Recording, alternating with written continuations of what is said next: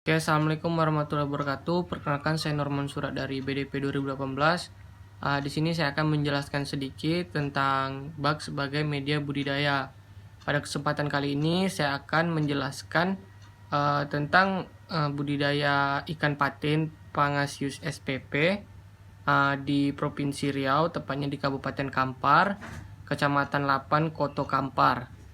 Nah, ikan patin itu sendiri merupakan salah satu komoditi yang mempunyai nilai ekonomi tinggi. Permintaan lokal dan ekspor ikan patin semakin meningkat dari tahun ke tahun.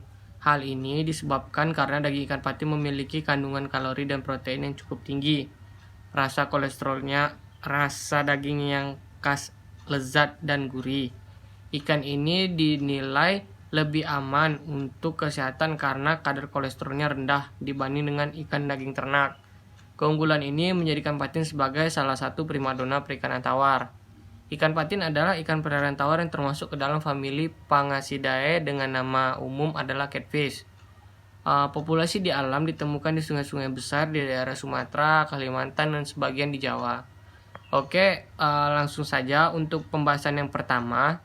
Kita akan membahas di sini merupakan kolam atau bak induk. Oke, langsung saja kita jelaskan. Ini sudah ada gambar. Bisa dilihat gambar ini merupakan bak atau kolam induk. Perawatan induk pada umumnya adalah kolam tanah dan dapat pula menggunakan kolam dengan pematang tembok. Kolam ini terdiri dari 2 sampai 4 unit atau satu unit kolam yang dapat disekat jaring pembatas menjadi 2 sampai 4 bagian dengan luas masing-masing 100 sampai 250 meter kubik. Indukan patin jantan dan betina dapat dipelihara dalam satu kolam secara bersamaan atau secara terpisah, atau kolam yang sama yang diberi sekat secara terpisah dengan pada penebaran sekitar 2 sampai 4 ekor per meter kubik. Pemberian sekat pemisah bukan hanya untuk memisahkan pemeliharaan induk patin jantan dan betina, tetapi untuk mengurangi stres induk pada saat seleksi di kolam induk. Pemeliharaan calon induk yang dengan indukan itu karena induk jantan dan betina itu digunakan hanya sekitar 3 sampai 4 kali pemijahan dan setelah itu dikategorikan sebagai induk afkir. Bak atau kolam pengolahan air tidak diperlukan apabila sumber mempunyai kualitas yang baik. Pengolahan air ini diperlukan jika menggunakan air sumur bor atau air sumur tanah dangkal. Sebagian air sumber kegiatan pembenihan dan mempunyai keasaman pH. Selanjutnya, ini merupakan bak penetasan. Bak ini untuk menetaskan telur ikan. Telur ikan patin ini bersifat adhesi. Artinya, setelah telur keluar dan bersentuhan dengan air, maka telur akan melekat pada benda yang ada di dekatnya.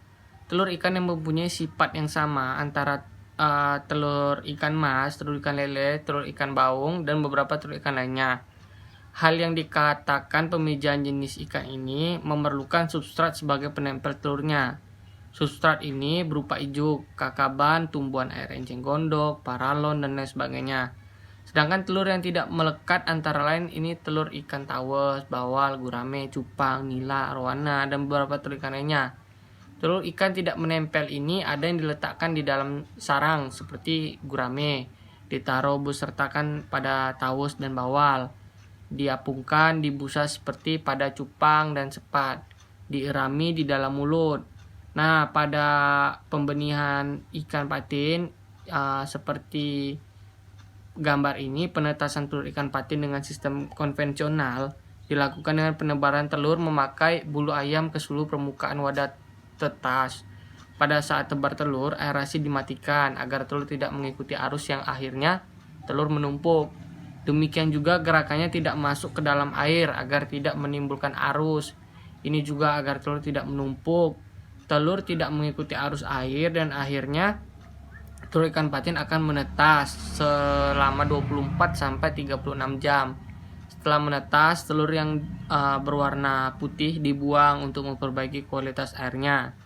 Sebagian air media dibuang dan diganti dengan air baru. Pada penetasan sistem corong, pada gambar ini, daerah kat telur dibuang dengan cara ditambah suspensi lumpur tanah merah.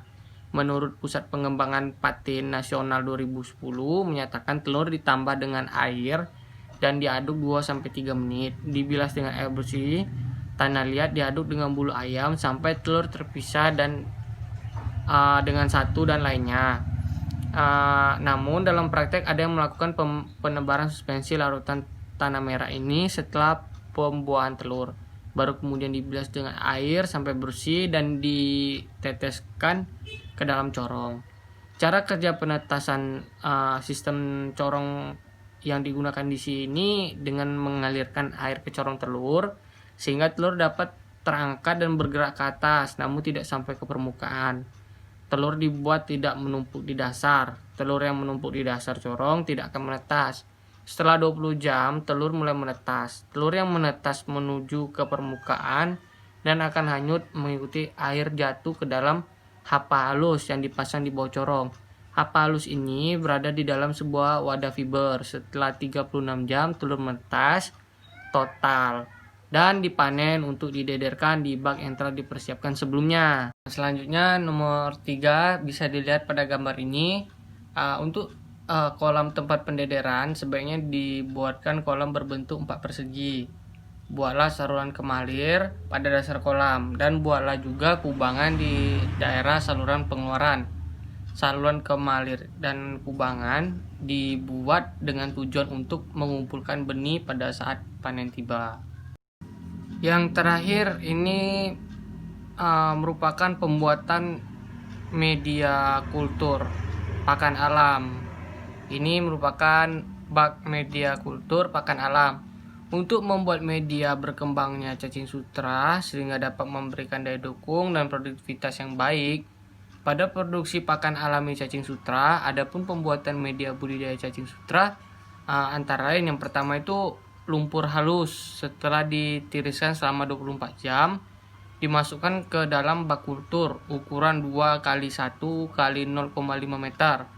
Lumpur halus tersebut dicampur dengan pupuk kandang dan dedak padi halus atau bekatul dengan perbandingan 2:1:0,5. Artinya lumpur 50 kg, pupuk 25 kg berbanding 12,5 kg bekatul. Dengan tinggi media kurang lebih 10-15 cm, bekatul terlebih dulu difermentasi menggunakan efektif mikroorganisme atau yang biasa kita kenal dengan IM4 dengan cara 25 mili IM4 diencerkan ke dalam ember berisi 5 liter air. Kemudian diaduk rata dengan menggunakan sendok plastik. Setelah itu masukkan 12,5 kg bekatul ke dalam ember dan dicampurkan merata menggunakan stik pipa agar bekatul dan E4 tadi menyatu sempurna. Setelah itu bekatul yang difermentasi itu disimpan ditutup rapat dengan penutup dalam ember kapasitas 25 liter. Biarkan selama 3 hari agar proses fermentasi terjadi dan setelah itu baru dicampurkan dengan lumpur halus. Pupuk kandang yang berasal dari kotoran ayam itu kita tambahkan sebanyak 25 kg. Dimasukkan ke dalam bak kultur yang telah berisi lumpur halus dan bekatul yang telah terfermentasi. Kemudian dicampur dan diaduk merata. Larutan probiotik sebanyak 200 ml ke dalam ember yang berisi air sebanyak 5 liter. Kemudian diaduk merata. Setelah itu larutan probiotik tadi dimasukkan ke dalam bak kultur cacing sutra dengan cara menyiramnya secara merata di permukaan media kultur tersebut. Terakhir masukkan air sampai ketinggian 7-10 cm dari permukaan substrat itu. Terus medianya kita diamkan selama 4-5 hari supaya terjadi dekomposisi bahan media dan dilakukan penebaran bibit cacing sutra. Nah, seperti itu teman-teman. Mungkin hanya itu yang bisa saya sampaikan. Lebih dan kurang mohon maaf. Saya tutup. Assalamualaikum warahmatullahi wabarakatuh.